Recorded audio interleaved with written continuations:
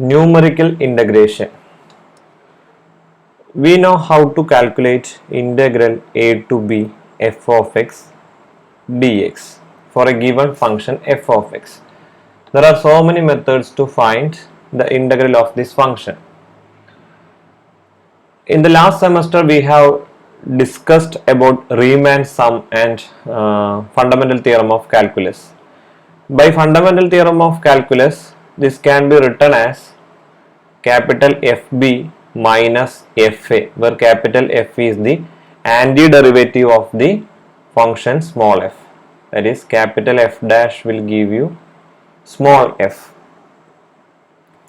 But there are some functions whose antiderivative cannot be found that easily. For example, consider this function integral 0 to 1 e raised to minus x square dx, or another function integral 0 to pi x raised to pi into sine root x dx. There are so many functions whose integral cannot be found very easily with our usual techniques. In this case, we consider numerical integration. Numerical integration means the integral value, that is integral a to b f of x dx, can be approximated. We are not getting the exact value but we can approximate this value integral a to b f of x dx by sequences which can be computed numerically. So there are three methods discussed in this chapter. We are going to the first one, that is Riemann sum. To calculate the approximation integral a to b f of x dx, we need to partition the given interval AB. നമ്മൾ partition എന്താണെന്നും റീമാൻ some എന്താണെന്നൊക്കെ കഴിഞ്ഞ സെമസ്റ്ററിൽ detail ആയിട്ട് ചെയ്തതാണ്. അത് പ്ലേലിസ്റ്റിൽ നോക്കിയാൽ മതി, നിങ്ങൾക്ക് കാണാൻ പറ്റും. ഫസ്റ്റ് സെമസ്റ്റർ കോംപ്ലിമെന്ററിയിൽ ഡീറ്റെയിൽ ആയിട്ട് റീമാൻ സമ്മിന്റെ കൺസെപ്റ്റ് പറയുന്നുണ്ട്. അപ്പോൾ ഇവിടെ ജസ്റ്റ് ഒന്ന് പറഞ്ഞു പോകണമെന്നേ ഉള്ളൂ. എ ബി എന്ന് പറഞ്ഞ ഇന്റർവെൽ തന്നിട്ടുണ്ടെങ്കിൽ we can partition this with equal size. I am taking that partition size as h. Then this point A can be taken as x0 and the final point B can be taken as xn. Then this point is x1, x2, etc. xn minus 1. All these subintervals are equally spaced and the interval width is h. So what is actually x1? x1 is nothing but x0 plus h. What is x2? x2 is x1 plus h. But x1 is actually what? x0 plus h. So I am replacing x1 by x0 plus h. So this x2 becomes x0 plus h. That will give you x0 plus 2h. Similarly, x3 is nothing but x0 plus 3h. In general, xn is x0 plus n times the partition width, that is h. Now the formula is given as integral a to b f of x dx is equal to b minus a by n. This we have taken as h.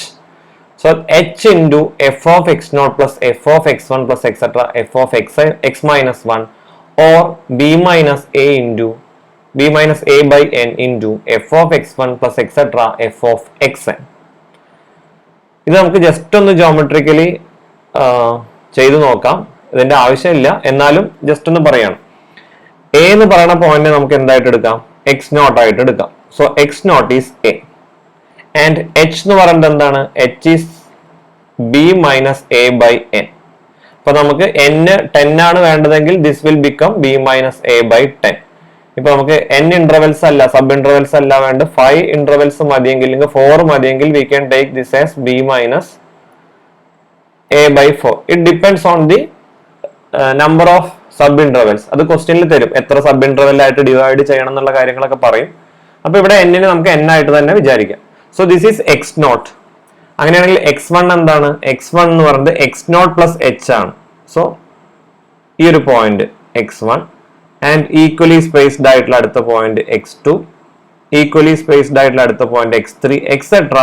somewhere here xn minus 1 and the last point we will take it as xn. ഇപ്പൊ നമുക്ക് എത്ര partition കിട്ടി? The first partition is x0 x1. ഇതാണ് first sub interval. രണ്ടാമത്തെ sub ഇന്റർവെല്ലോ x1 x2. Clear? Etcetera last sub interval, the nth sub interval is xn minus 1 xn. അങ്ങനത്തെ n sub intervals ആണ് ഉള്ളത്. Now what is the partition of this interval AB? Partition is the set of points x0, x1, etc. xn. Now there are two formulas for finding integral a to b f of x dx. First one is this one and second one is this one. അപ്പൊ റീമാൻ some ഉണ്ടാക്കിയ സമയത്ത് നമ്മൾ പറഞ്ഞ സമയത്ത് clear ആയിട്ട് പറഞ്ഞാണ് first sub ഇന്റർവെല്ലിൽ നമ്മളൊരു C1 എന്ന് പറഞ്ഞൊരു പോയിന്റ് എടുക്കും ഫസ്റ്റ് സബ് ഇന്റർവെല്ലില്. എന്നിട്ട് f of C1 കാണും, എന്നിട്ട് ഡെൽറ്റ x1 കൊണ്ട് മൾട്ടിപ്ലൈ ചെയ്യും. പിന്നെ അടുത്ത സബ് ഇന്റർവെല്ലില് C2 കാണും, C2 from this sub interval, എന്നിട്ട് f of x C2 into delta x2 കാണും എക്സെട്ര. അവരുടെ സമ്മിനെയാണ് റീമാൻ സം എന്ന് പറയുന്നത്. അപ്പൊ ഒന്നും കൂടി പറയാണ്, ഇത് നമ്മൾ ഡീറ്റെയിൽ ആയിട്ട് ഡിസ്കസ് ചെയ്തതാണ്. ഫസ്റ്റ് സെമസ്റ്റർ കോംപ്ലിമെന്ററിയുടെ പ്ലേലിസ്റ്റിൽ ഈ കാര്യങ്ങൾ അവൈലബിൾ ആണ്. ഇനി നമുക്ക് ഈ കാര്യത്തിലേക്ക് വരാം. ഇവിടെ നമ്മൾ CI എടുക്കുന്നത്, അതായത് പാർട്ടീഷനിലെ ഇന്റർവെല്ലിന്റെ ഫസ്റ്റ് പോയിന്റ് എടുക്കുന്നത് C1 is either x0 or x1. അതായത് ഒന്നില്ലെങ്കിൽ ലെഫ്റ്റ് എൻഡ് പോയിന്റ് അല്ലെങ്കിൽ റൈറ്റ് എൻഡ് പോയിന്റ്. മിഡിലുള്ള CI ഒന്നും നമ്മൾ കൺസിഡർ ചെയ്യണില്ല. C2 ഇപ്പൊ എന്തായിരിക്കും? C2 is similarly, ഇപ്പൊ ഇത് x0 എടുത്തതെങ്കിൽ അടുത്ത C2 will be x1 left end point. So the partition will be either of this form. Partition അല്ല, CI is either of this form. C1 will be x0, C2 will be x1, C3 will be x3 etc. Clear? അതായത് പാർട്ടീഷന്റെ sub ഇന്റർവെലിന്റെ left end പോയിന്റുകളെയാണ് നമ്മൾ C1, C2 etcetera ആയിട്ട് consider ചെയ്തു. ഇനി ഇതല്ല, നമുക്ക് ഇങ്ങനെയും ചെയ്യാം. C1നെ റൈറ്റ് എൻഡ് പോയിന്റ് ആയിട്ട് എടുക്കാം x1. ആ കേസിൽ C2 എന്ന് പറയുന്നത് അടുത്ത ആളുടെ right end point, that is x2. അടുത്തത് C3 എന്ന് പറയുന്നത്, സോറി ഇവിടെ x2 ആയിരുന്നു, C3 എന്ന് പറയുന്നത് x3 എക്സെട്ര. ക്ലിയർ? അപ്പൊ ഈ കാര്യങ്ങളൊന്ന് റബ്ബ് ചെയ്യാണ്. അപ്പൊ ഇത്രയും പറഞ്ഞത് ഓൾറെഡി നമ്മൾ മുന്നേ ഡിസ്കസ് ചെയ്തിട്ടുള്ള റീമാൻ സമ്മിന്റെ കൺസെപ്റ്റ് ആണ്. ഇനി നമുക്ക് ഇവിടെ വേണ്ട കാര്യം പറയാം. ഫസ്റ്റ് ഫോർമുല എങ്ങനെ കിട്ടിയെന്ന് പറയാം. ഫസ്റ്റ് ഫോർമുല എന്ന് പറയുന്നത് integral a to b f of x dx is taken as h into f of x naught plus etc. f of xn minus 1. That is from Riemann formula. ശരിക്കും integral a to b f of x dx എന്താണ്? This is nothing but f of c1 into delta x1 plus f of c2 into delta x2 etc. f of cn into delta xn. പക്ഷെ ഇവിടെ c1 എന്താ എടുത്തത്? x0 left end പോയിന്റുകളാണ് ആദ്യം എടുത്തത്. So this will give you f of x0 into delta x1 first sub ഇന്റർവെലിന്റെ width, അത് h ആണ്. നമ്മൾ എല്ലാം ഈക്വലി സ്പേസ്ഡ് അടുത്ത്, പ്ലസ് അടുത്തത് f of c2 that is f of x1. കാരണം c2 എന്ന് പറയുന്നത് left end point, second sub ഇന്റർവെലിന്റെ ലെഫ്റ്റ് എൻഡ് പോയിന്റ് എന്ന് പറയുമ്പോൾ x1 ആണ്. This is c2. So f of x1 into delta x2 is again what? h plus etc. f of last point will be f of xn minus 1 into h. So by taking h outside you will get this formula, h into f of x0 plus etc. f of xn minus 1.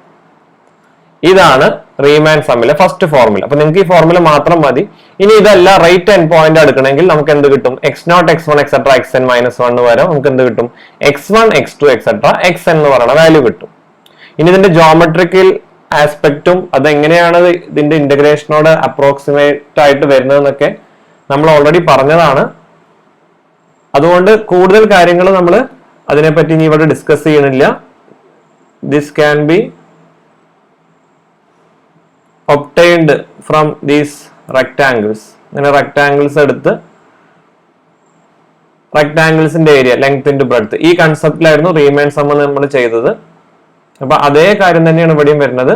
So this sum of these areas of rectangles is approximately equal to the integral value f of x dx. അപ്പോൾ ഈ രണ്ട് ഫോർമുലയും മാത്രം നിങ്ങൾ പഠിച്ചു വെച്ചാൽ മതി. അപ്പോൾ ഇതിന്റെ ഒരു പ്രോബ്ലം നമുക്ക് ചെയ്തു നോക്കാം. Okay, find the approximate value of the integral -1 to 1 x square plus 1 dx. അപ്പൊ ഇവിടെ f of x എന്ന് പറയുന്ന ഫംഗ്ഷൻ തന്നിരിക്കുന്നത് x square plus 1 ആണ്. ഇന്റർവെൽ എന്ന് പറയുന്നത് -1 to 1 ആണ്. So this is -1, this is 1. And we need to find the area using Riemann sum with n equal to 10. n equal to 10 ആണ് ക്വസ്റ്റ്യനിൽ തന്നിരിക്കുന്നത്. So that means we have to divide this sub interval -1 1. Closed interval -1 1 ആണ് ഇവിടെ interval. This is the limit of integration -1 to 1. ഇതിനെ 10 ആയിട്ട് divide ചെയ്യണം. അപ്പൊ എന്താ formula? h sub intervalന്റെ width h equal to b minus a by n. This is the first formula we are applying. So b is what? 1 minus a is what? -1 divided by 10. So this will give you 1 minus of -1 is 2 by 10, that is 0.2. So first point is x0, very clear, -1. x1 is what? x0 plus h, that is -1 plus 0.2, that will give you minus 0.8. Now similarly x2 എന്തായിരിക്കും? x2 is x0 plus 2h, that is -1 plus 0.4, that will give you minus 0.6. ഇനി എഴുതണമെന്നില്ല, നമുക്ക് direct തന്നെ പറയാം. x3 എന്തായിരിക്കും? -0.4 ആയിരിക്കും. x4 എന്തായിരിക്കും? -0.2 ആയിരിക്കും. x5 എന്തായിരിക്കും? 0 ആയിരിക്കും. x6 എന്തായിരിക്കും? 0.2. വെറുതെ h കൂട്ടി പോയാൽ മതി. x7 എന്തായിരിക്കും? 0.4 ആയിരിക്കും. x8 0.6, x9 0.8, and the final value x10 will be nothing but the last endpoint, that is 1. അത് ഓട്ടോമാറ്റിക്കലി ആയിട്ട് അവിടെ വന്നോളൂ. അപ്പൊ ഇവിടെ നമുക്ക് രണ്ട് ഫോർമുല യൂസ് ചെയ്യാം. either we can take the value ci as left end points or right end points. ഇഷ്ടമുള്ളത് എടുക്കാം. നമ്മളിവിടെ ലെഫ്റ്റ് എൻഡ് പോയിന്റ് എടുക്കണം എന്ന് നിർബന്ധമൊന്നുമില്ല, റൈറ്റ് എൻഡ് പോയിന്റ് ആണെങ്കിലും എടുക്കാം. അപ്പൊ ഈ ഒരു ക്വസ്റ്റ്യനിൽ നമ്മൾ ചൂസ് ചെയ്യുന്നത് ലെഫ്റ്റ് എൻഡ് പോയിന്റ്സുകളാണ്. ഇപ്പൊ ലെഫ്റ്റ് എൻഡ് പോയിന്റുകളാകുമ്പോൾ ഫോർമുല എന്താ വരുന്നത്? ഇത് ഞാൻ റബ്ബ് ചെയ്യണില്ല, ഇവിടെ എഴുതാം. So formula is given by what? Integral -1 to 1 x square plus 1 dx is equal to h into, actually b minus a by n ആണ് ടെക്സ്റ്റില്, പക്ഷെ അത് h ആണ്. h into f of x0 plus f of x1 plus etc f of xn minus 1. This is the formula. അപ്പൊ ഇനി എന്ത് കണ്ടുപിടിക്കണം? f of x0 ഉം f of x1 etc f of xn minus 1 മാത്രം കണ്ടുപിടിച്ചാൽ മതി. So first one, what is f of x0? f of x0 എന്ന് പറഞ്ഞാൽ f of x0 ആരായിരുന്നു? -1 ആണ് അല്ലെ? x0 is -1. അപ്പൊ f of -1. അപ്പൊ f of x ൽ x ന് -1 കൊടുത്താൽ മതി. That is -1 square. x square plus 1 ആയിരുന്നു function. -1 square plus 1. -1 square plus 1 എന്ന് പറയുമ്പോൾ എത്രയാണ്? -1 ന്റെ square, that is 1 plus 1 will give you 2. Okay, ഇനി f of x1 എന്തായിരിക്കും? f of -0.8 എടുക്കുമ്പോൾ similarly you will get -0.8 square plus 1. So this can be found with the help of calculator, and you will obtain this as 1.64. Okay, similarly you can find all the other fxy xi values, fx2 fx3 etc fxn. ലാസ്റ്റത്തെ മാത്രമേ ഞാൻ എഴുതുന്നുള്ളൂ. fxn എന്തായിരുന്നു?